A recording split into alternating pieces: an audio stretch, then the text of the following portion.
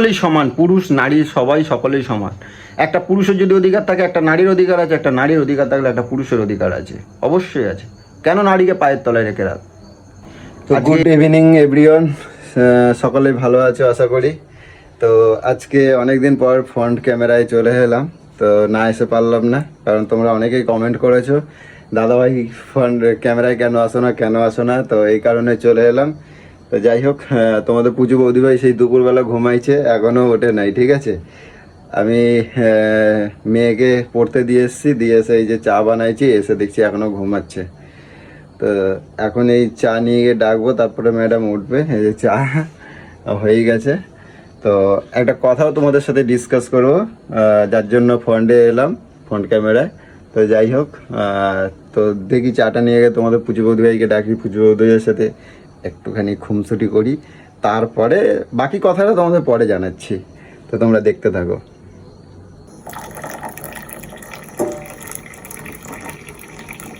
তো সব এই কাপগুলো ভেঙে গেছে, ওই আচার মেরে মেরে ভাঙছে। হ্যাঁ, আর এখন এই স্টিলের এই কাপে আমাকে চা খেতে হয়। আর ওনাকে যদি দিই উনি খাবেন না, ঠিক আছে। উনি এই কাঁচের কাপ ছাড়া খাবেন না।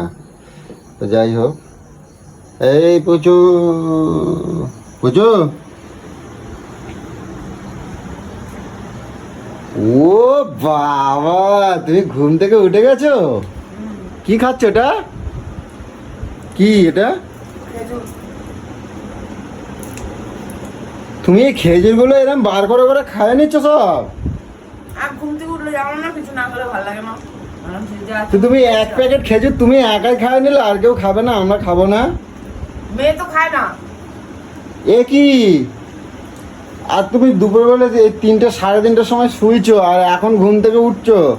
ওটা আমি চা বানাচ্ছি, তুমি তোমার মতন এদিকে ছাটিয়ে যাচ্ছ যে। তাই কি করবো, ঘুমোচ্ছিল না ঠিক করে, এক টানা ঘুমিয়েছি। ঘুম হবে কি করে? সারা রাত্রে এই 2 দিন ধরে তো যা করছো তুমি। ছেড়ে দাও তো। কে? আমি ধরবো না। ওটা ওটা উঠে উঠে হাত ধরো গিয়ে, ওই এটোগুলো আমি ধরবো।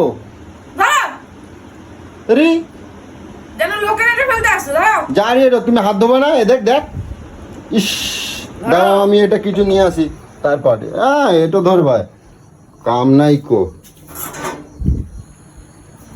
দিন দিন তুমি একদম পিচাস হয়ে যাচ্ছ যেন, দেখতে পাচ্ছি। ধরো তাহলে একটু জল দাও, হাত ধুই। কি হয়েছে? জল দাও। তুমি এক প্যাকেট খেজুর সব খাওয়া নিয়েছো, আর কেউ খাবে না, আমি মেয়ে খাবো না। তো ওরকম করে শোনানোর কি আছে গো?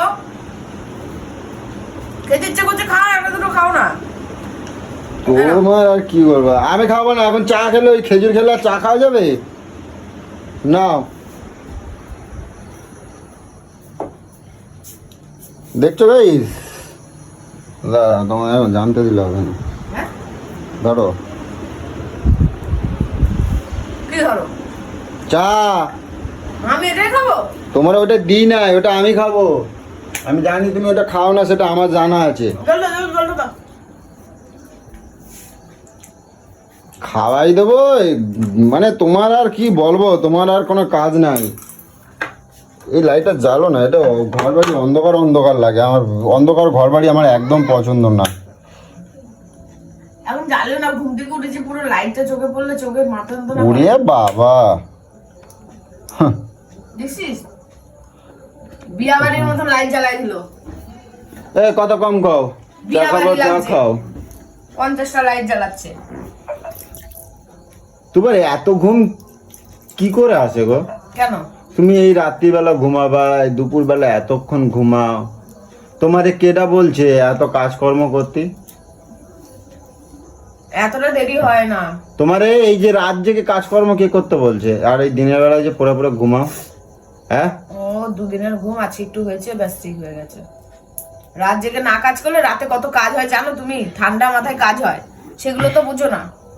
সারাদিন খাই সেই চিল্লা চিল্লির মধ্যে কাজ হয় না। ঘুমায় এখন চোখ মুখ ফুলাই ফেলছে, ঘুমে এখন চোখ মুখ ফুলে গেছে।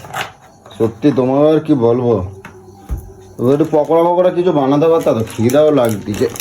পকোড়া বানাতে পারতে তো, খিদা লাগতিছে। পকোড়া বানাও না একটু কিছু। এখন যেটা খাচ্ছ সেটা খাও না। না খাও, তোর পকোড়া বানাবা, পকোড়া বানাবা একটু। তো যাই হোক গাইস, আজকে আর তোমাদের বৌদি ভাইকে সেরকম ভাবে রাগালাম না, লাগিয়ে দিলাম না। তো তুমি এই প্ল্যানে ছিলে? না, আমার বন্ধুদের কাছে আমার কিছু সাজেস্ট ছিল, সেগুলো জানানোর জন্যই আমি ফোন ক্যামেরায় আজকে এলাম। তো গাইস, এটাই ছিল। একটুখানি সামনে আসো প্রচুর, শুনে প্রচুর। ও রে, আরে চল, এদিকে আসো, এদিকে আসো। তো গাইস, আমরা যে ভিডিওগুলো করি সেই ভিডিওগুলো তোমরা সকলে দেখো, আমাদের খুব ভালো লাগে। আমি তোমাদের বৌদি ভাইয়ের অজান্তে আমি অনেক ভিডিও বানাই। এই যে তোমাদের বৌদি ভাইকে রাগাতে আমার ভীষণভাবে ভালো লাগে। একদিন বলেছি একটু বেশি মিষ্টি দিয়ে করবে, পাঞ্চা এইমাত্র দেখো, এইমাত্র ওই যে খেজুরগুলো খাইছে, ওই খেজুরগুলো খায়া বলে কিনা যে মিষ্টি দিই না। তাহলে তোমরা কোনো মিষ্টি জিনিস খেয়ে চা খেলে কখনো মিষ্টি বোঝা যায়? তোমরা কও। তো গাইস, কথাটা হচ্ছে এইটাই, আমার তো এই এন্টারটেনমেন্টের জন্য আমি ভিডিওগুলো বানাই, তোমাদের বৌদি ভাইয়ের অজান্তে বানাই। একটু আমাদের মধ্যে সিরিয়াস ব্যাপারটা থাকেই, তো আমরা সিরিয়াসভাবে ভিডিওগুলো করি। একটু প্র্যাঙ্কও করি অনেক সময়। প্র্যাঙ্ক মানে বুঝতেই পারছো, প্র্যাঙ্ক তো প্র্যাঙ্কই হয়। যদি জানিয়েই করলাম তাহলে আর প্র্যাঙ্কের মানেটা কি হলো? কি গাইস, তাই তো? তো সেই কারণে এখন অনেকে বলতে কিছু মানুষ আছে দেখছি, কমেন্ট তো করছেই, এবং আমাদের কিছু ভিডিও নিয়ে ইনকাম করার চেষ্টা করছে। সেটা করুক, কিন্তু বদনাম করারও চেষ্টা করছে।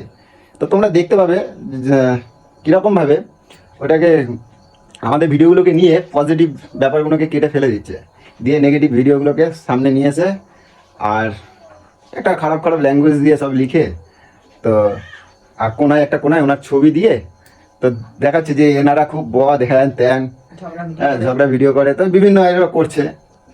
তো আমি সেই বোকা দামড়ারে বলতেছি, যে দামড়াটা এই যে করতেছে, এই যে বোকা দামড়া, আমি বলি সেই দামড়া আবার কি কয়, যে এই যে নাইটিটা পরে আছে দেখতে পাচ্ছ গাইস, এই নাইটিটা নাকি অসভ্য নাইটি, মানে এই পোশাকটা নাকি অসভ্য পোশাক। মানে অসভ্য পোশাক পরে ভিডিও বানায় এই ভদ্রলোক আর এই ভদ্র মহিলা। তা বোনেরা, দিদিরা, ভাইয়েরা, মায়েদেরকে বলছি, বিশেষ করে মা বোনেদেরকে বলছি, এই যে মা বোনেরা আমাদের ভিডিওগুলো তো তোমরা দেখছো, আমি তোমাদের শ্রদ্ধা করি অনেক। সবাই আমার এই ভারতবর্ষের, বিশেষ করে ভারতবর্ষের কথা বলছি, সকলে আমার রক্তের সম্পর্ক কোথাও না কোথাও আছে। তাই আমি বলছি, সকলকে আমি মা বোন চোখে দেখি, সকলেই নারী জাতিটাই হচ্ছে মায়ের জাত। তো সকলকে বলছি, সব মায়েরা, নারীরা, এই যে নাইটি কি ঘরে ঘরে পরো কি না? নারী পরো না? তা এই নাইটিটাকে পরাটাকে অসম্মান করছে, যে আমরা নাকি, আমাদের বৌদি ভাই নাকি খুব খারাপ ড্রেস পরে। আচ্ছা, এটা হচ্ছে একটা পয়েন্ট। নেক্সট পয়েন্ট হচ্ছে, কারোর পোশাক নিয়ে তার চরিত্রটাকে বিচার করা যায় কি? তা তোমরা দেখবে প্রত্যেকটা পাড়ায় দেখবে, আমার বলো তোমার বলো, যেখানেই বলো না কেন, দেখবে এই এত বড় মানে এতটা ঘোমটা, এই চওড়া সিঁদুর এবং হাতে শাখা করে সতীত্ব দেখায়, অথচ তোমরা দেখবে পেছনে দেখবে অবৈধ সম্পর্ক আছে। কি বন্ধুরা, তাই ঠিক তো বললাম নাকি? তাই মনে হয় না যে ঘোমটা দিলেই তার চরিত্রকে বিচার করা যায় বা সে সতী। এটা পুরো সম্পূর্ণ ভুল আমার মনে হয়। তা যাই হোক, আমি সেসব প্রসঙ্গে আমি বলতে চাইছি না আর কিছু।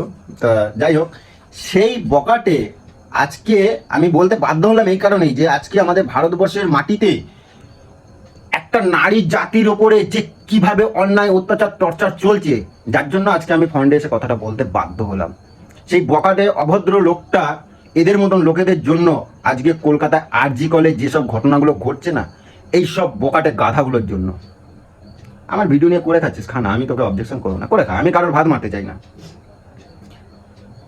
এবং যারা আমার দাদারা, ভাইরা, বন্ধুরা যারা রয়েছেন, সবাইকে আমি বলছি, আমি মানে শুধু নারী জাতিকে ভাবে বলছি না, তবুও নারী জাতিকে বলছি, নারী জাতির উপরে অত্যাচারটা অনেক বেশি চলছে। তাই বললাম। কি বলছে না, কি বলছে, এই মহিলাদের পায়ের নিচেই রাখাটা ভালো। ভিডিওগুলো আমি তোমাদের সামনে কখনো আসবেই, তো আমি তার জন্য বলে রাখছি আগে থেকে, তোমরা দেখে দেবো। নারী জাতিকে পায়ের নিচে রাখা ভালো, মাথায় উঠতে দিও না। 1 নম্বর, কেন নারীরা কি মানুষ না? নারী জাতি কেন না পায়ের নিচে যাবে, আর পুরুষ হয় কেন পায়ের নিচে যাবে? কেউ কারোর পায়ের নিচে যাবে না। আজকে যদি আমার ওয়াইফ যদি কোনো খারাপ কাজ খারাপভাবে চলতো, তাহলে ও যেটা করে সেটা আমি করতাম। তাহলে আমি যেহেতু ওর অজান্তে যদি মানে খুব খারাপ কাজটা করি, তাহলে ও আমায় কেন ছেড়ে দেবে? সেটাই আমার সমাজকে বোঝানো। জাস্ট এন্টারটেনমেন্ট করেই করা হয়, আমাদের মধ্যে রাগ তেজ সব কিছুটাই হয়, সেটাকে আমরা একটু বাড়িয়ে করি, এটাই কি? তো যাই হোক, আমার ভিডিও নিয়ে করে খাচ্ছ, করে খাও না ভাই, আমার কারণে আমার কোনো অবজেকশন নেই। কিন্তু এই যে নারী জাতিকে যে অসম্মান করছো, তো আমি বলি এরমভাবে অসম্মান করো না। নারী জাতিকে বলে কিনা পায়ের নিচে রাখবে, এটা আমি সমর্থন করি না। তাই এই জিনিসটা আমার শুনে খুব খারাপ লেগেছে বলেই আমি আজকে এসেছি। নারী জাতিকে উঠতে দিও না। সে আমার ভিডিও নিয়ে করে খাচ্ছে, আবার তার জন্য আবার এইসব কথাগুলো বলছে। এই যে আরজি কলে যে ঘটনাটা ঘটেছে, কি নাম এটা, মৌমিতা দেবনাথ, এর জন্য আমরা খুবই শোকাহত। আমাদের খুব মানে কি বলবো, ভালো লাগছে না। আমরা মাঝখানে একদিন ভিডিও দিইনি, এইগুলো নিয়ে চলছিল। তো আমরা বলি আমাদের কিছু করার নেই, কি করব। তো আমরা এইটুখানি চাইবো, তার কঠোরতম কঠোর শাস্তি হোক। যারা ওর সাথে এই ধরনের মানে অপব্যবহার কাজ করেছে, তার প্রত্যেকের শাস্তি হোক, কঠোরতম শাস্তি হোক। আমাদের ভারতবর্ষটা আরো লক্ষ্মী বউ হয়ে বসে থাকলে হবে না। আর একটা কথা প্রত্যেকটা ঘরে ঘরে আমি বলছি, মা বোনেদের বলছি, দাদা ভাইদেরও বলছি, অন্যায়কে কেউ সাপোর্ট করো না। আর একটা কথা হলো, প্রত্যেকটা ঘরে ঘরে লক্ষ্মী সরস্বতী কেউ বানিও না, তাহলে এই সমাজে মেয়েরা বাঁচতে পারবে না। একটা ছেলে যদি অসুর হতে পারে, তাহলে একটা নারীকে দুর্গা কালী বানাতে হবে, তাহলে এই সমাজটাকে রক্ষা করতে পারবে। প্রত্যেকটা ঘর মানে এরিয়ায় আমাদের হুগলি ডিস্ট্রিক্টের মধ্যে মানে মানে আমি বলছি সারা ভারতবর্ষের মধ্যে রিসেন্ট আগে গত এক দেড় বছরের মধ্যে আমাদের আশেপাশের এরিয়াতে একটা ঘটনা ঘটেছে এরকম। তো যাই হোক, আমি এটাই বলতে চাইছি, কোনো নারী বা পুরুষ উভয়কেই বলা হয়, এইটুখানি বলবো, কেউ অন্যায়কে প্রশ্রয় দেবে না, সকলেই সমান, পুরুষ নারী সবাই সকলেই সমান। একটা পুরুষের যদি অধিকার থাকে, একটা নারীর অধিকার আছে, একটা নারীর অধিকার থাকলে একটা পুরুষের অধিকার আছে, অবশ্যই আছে। কেন নারীকে পায়ের তলায় রেখে রাখ? আজকে এই যে প্রত্যেকটা মানে এলাকায় এই যে এই ধরনের ঘটনাগুলো যে ঘটে যাচ্ছে, আমরা সমাজকে কি শিক্ষা পাচ্ছি, কি দেখছি, দিনের পর দিন আরো বেড়ে চলেছে। তাই যদি সরস্বতীর মতন ওরকম ভাবে চুপ করে থাকা হয় না মা বোনেরা, তাহলে একদিন তোমাদেরকে বাঁচতে দেবে না সমাজ।